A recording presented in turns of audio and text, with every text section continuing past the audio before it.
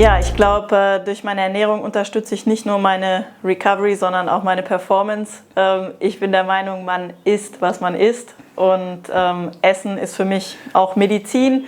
Es hat, ja, würde ich sagen, einen Riesenstellenwert in meinem Leben, ja, und vor allem auch in meinem Dasein als Athletin. Im Punkt Erholung ist es eigentlich, ja, neben Schlaf vermutlich das wichtigste Tool für mich. Und es ist auf jeden Fall das Erste, was ich eigentlich nach dem Sport direkt mache. Also im Training ernähre ich mich ja überwiegend mit Ministry-Produkten. Das heißt, wenn es was Lockeres ist, super gerne auch mit den Riegeln. Da ist der Porridge Bar einfach mein Favorit. In die Radflaschen kommt eigentlich immer auch ein Pulver, wenn es eine super lockere Einheit ist, gerne Slow Carb. Sobald irgendwie ein bisschen Intensität dabei ist, Power Carb. Und wenn ich meinen Magen-Darm-Trakt wirklich trainieren möchte oder wirklich für richtig harte Intervalle, dann auch das Race Carb oder die Gels. Und sobald ich aber mit der Trainingseinheit fertig bin, liegt der Fokus für mich einfach auf echten Lebensmitteln. Ja, die Kohlenhydratverpflegung im Training ist natürlich zum einen wichtig, um einfach meinen Energiebedarf während der Trainingseinheit zu decken und im Speziellen einfach auch, um meinen Magen-Darm-Trakt an den Umsatz von hohen Kohlenhydratmengen auch zu gewöhnen. Das ist einfach ein Punkt, den man trainieren muss.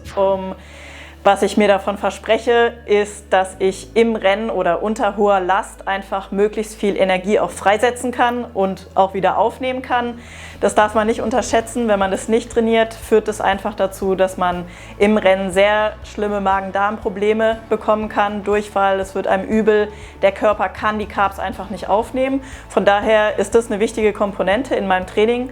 Und zum Punkt Erholung die beginnt eigentlich auch schon während dem Training. Also während der Trainingseinheit habe ich in der Hand über meine Verpflegung, wie schnell ich mich auch von einer Trainingseinheit erhole. Ja, die Recovery-Produkte, die einfach auch einen hohen Proteinanteil haben, der einfach für die Muskelerholung wichtig ist, die setze ich in verschiedenen Arten ein. Den Proteinbar, vor allem den Schokoladen-Haselnuss, den snacke ich auch gerne einfach so. Der ist einfach super lecker. Könnte man auch sagen, wenn man Bock auf ein Stück Kuchen hat, kann man den auch gut essen. Und tatsächlich bei irgendwie zum Beispiel langen Trainingseinheiten, mache ich das auch gerne so, vor allem auf dem Rad, dass ich den zum Beispiel in der letzten Stunde esse, weil der einfach auch schon ein paar Aminosäuren hat, die dann der Muskulatur auch nicht schaden. Und damit leite ich dann auch schon so ein bisschen die Recovery-Phase ein. Ansonsten klassisch die Recovery Shakes setze ich auch gerne ein, wenn ich einfach vielleicht unterwegs bin und nicht direkt Zugriff auf eine richtige Mahlzeit habe. Oder zum Beispiel auch im Puncto Wettkampf nutze ich gerne das R8, was ja auch eigentlich ein Recovery-Getränk ist, aber trotzdem auch einen hohen Kohlenhydratanteil hat, um zum Beispiel mein Carboloading so ein bisschen voranzutreiben und gleichzeitig aber eben auch noch Aminosäuren dabei zu haben, die einfach auch nicht schaden, sondern meinem Körper helfen, da gut versorgt zu sein. Genau, und manchmal ist es auch einfach ein Recovery-Shake, einfach wegen dem Proteinanteil als Zwischenmahlzeit oder wenn ich irgendwie meine Protein-Tagesbilanz erhöhen möchte. Ich bin ja Vegetarierin und da ist es eben gerade zum Beispiel, wenn man im Trainingslager ist oder auf Reisen, manchmal gar nicht so einfach, auf genügend Proteine zu kommen. Und da bietet sich natürlich dann so ein Shake auch ganz gut an. Falls du dich wunderst, warum in den 2 Recovery Shakes von Ministry doch auch relativ viel Zucker drin ist, das ist, weil einfach direkt nach einer harten Belastung Zucker eine wichtige Komponente ist, um eigentlich die Reaktion des Körpers auf den Reiz zu beschleunigen. Und gerade für diese regenerative Komponente ist es super wichtig. Ja, ich war aus dem Grund super glücklich, weil es eigentlich mit die erste Firma war, die ein Produktportfolio hatte, was komplett aus natürlichen Inhaltsstoffen besteht, keine künstlichen Süßungsmittel benutzt.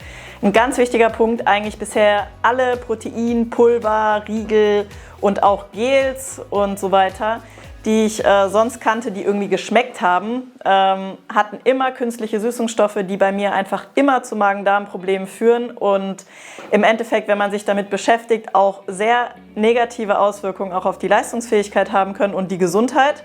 Von daher war das eigentlich so mit einer der Hauptpunkte, warum ich gesagt habe, hey, das finde ich mega, die Sachen schmecken richtig gut, sie sind natürlich und funktionieren.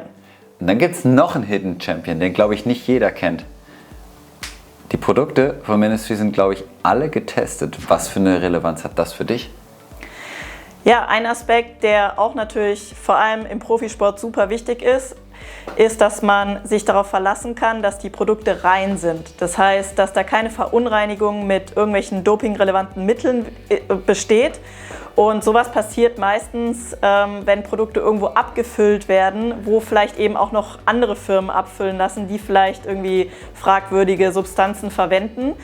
Und bei Ministry ist es eben so, dass sie jede Charge, das heißt jede Abfüllung, nochmal testen lassen auf Verunreinigung.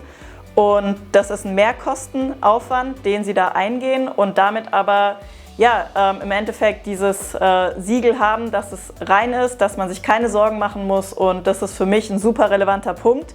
In der Vergangenheit, muss ich sagen, habe ich sogar beispielsweise Sachen auch schon selber einschicken lassen. Also habe mir eine ganze Charge von etwas gekauft und die in ein unabhängiges Labor geschickt zu Eigenkosten, um das testen zu lassen.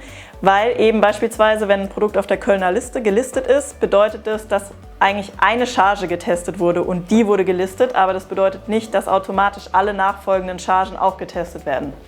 Wenn ihr noch mehr Interesse an dem Thema Recovery habt, dann schaut doch in den nächsten Tagen auch auf den Kanälen von Ministry vorbei, da gibt es noch ein paar spannende Infos für euch.